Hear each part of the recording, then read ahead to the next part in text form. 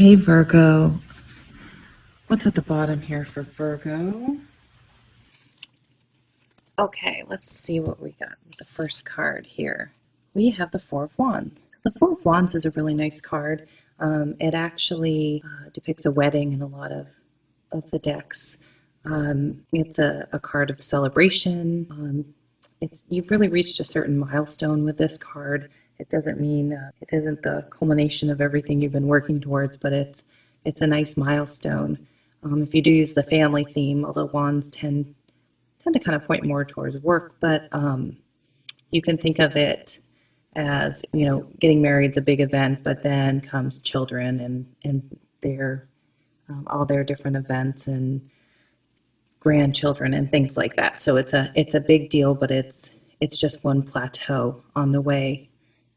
So it's a really nice card, a good omen.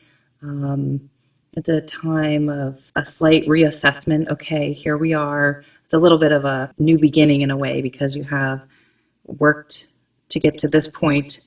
It's time to sort of reassess things, feel good about where you are, but look forward to the next part.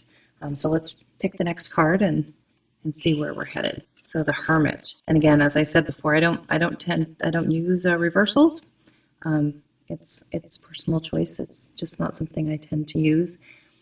So the Hermit is all about finding your truth. You can think of the number 5 card is the hierophant, and he would be a religious leader, and things like that. But this is your truth.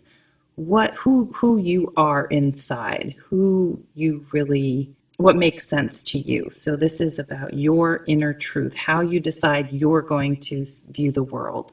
For example, I was brought up Catholic, but that religion didn't appeal to me at all. And the more solitary reflection that comes with the tarot cards just makes a lot more sense for me in my life. And so that's where I tend to be. It doesn't have to be about religion at all, just your morals, what is important to you, what are you about, and retreating and taking some time out to really think about that. And it's kind of interesting, it does fall after the Four of Wands, because I just said it is a bit of a plateau to celebrate and then do a little bit of reassessing before you move on. So the Hermit really says, you've attained this level of success. That's wonderful. That's great.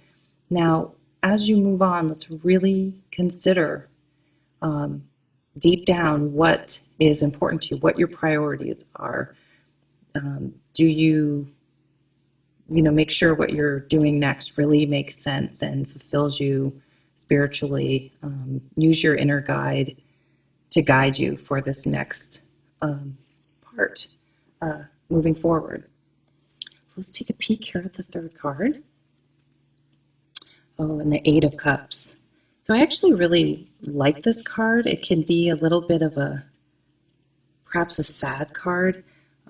Cups are emotions, so it can point towards relationships.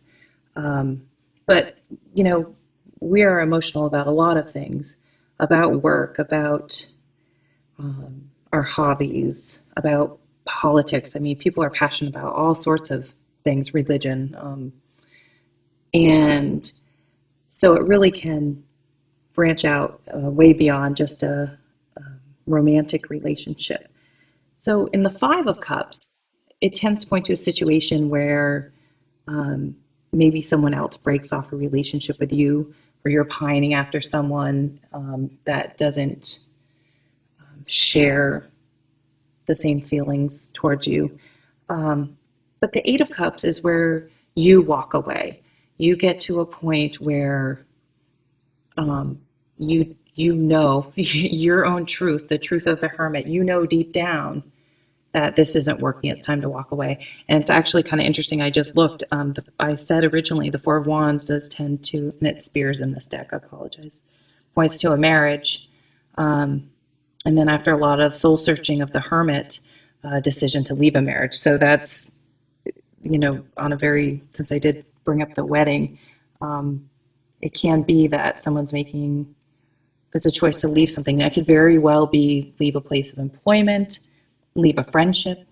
It doesn't have to be something as serious as a marriage. Um, Something you've decided that it's time to walk away from, and it can be really sad in a lot of ways. It doesn't mean you're not happy necessarily. You can be. You're not necessarily happy about this decision, yet it brings with it a slight bit of excitement. You can sort of thinking it as closing a door. You close that door, but then you turn around and you're ready to move on. So there's a bit of excitement. It's a bittersweet card, I guess is a way to put it. So you've trying to put this all together. Like I said, it's reading the tarot is like a puzzle. There's some happy things going on here. You've accomplished some things you've really want to accomplish, and it is worth a celebration. But for some reason, it's causing you to do some soul searching, which may, in the end, you may decide to walk away from it. And even though you may have invested a lot of emotional energy, a lot of your time into something, and even been successful, you're realizing perhaps it doesn't quite feed your soul. It isn't working on some level, and you would be not living your truth to continue on the path that you're in, and decide to move in another direction. So the Eight of Cups at the end here is, again, it's if you're not a person that enjoys change, is comfortable with change, it can be tough, but try to focus on what is coming up, the possibilities. Allow yourself to get a little excited about starting a new chapter in your life and having it more in line with your values and what you want out of your life. And so here I am, the Hierophant. I don't even know if I'm pronouncing that right, actually. But this card I've struggled with.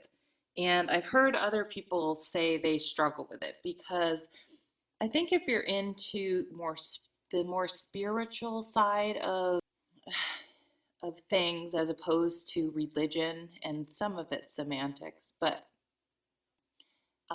you can sort of, and the Pope, not that this new Pope rocks, he's awesome, but it just sort of the confining rules of religion sometimes make us uncomfortable. At least they do. I'll speak for myself.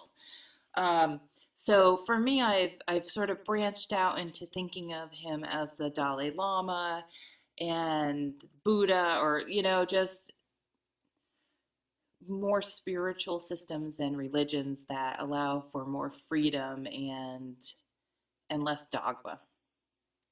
Um, and anyone who knows me is going to roll their eyes because I have this favorite musician of mine. And this morning I was on my way to the grocery store and I was listening to Trevor Hall, just on shuffle.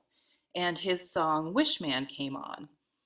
And I got to thinking he had released his wife is a documentary filmmaker and released just some um, clips of him explaining how he came to write the songs on his new album. And it just clicked for me that his explanation behind how he came to write the song Wishman is the true essence of the Hierophant. And to really open your mind about the Hierophant, that it is not a person. It can be, it is not like a one person. And it can be people you never really expected to be as a teacher, and to be open and receptive to that, and also to never to underestimate that you could be a teacher to someone else.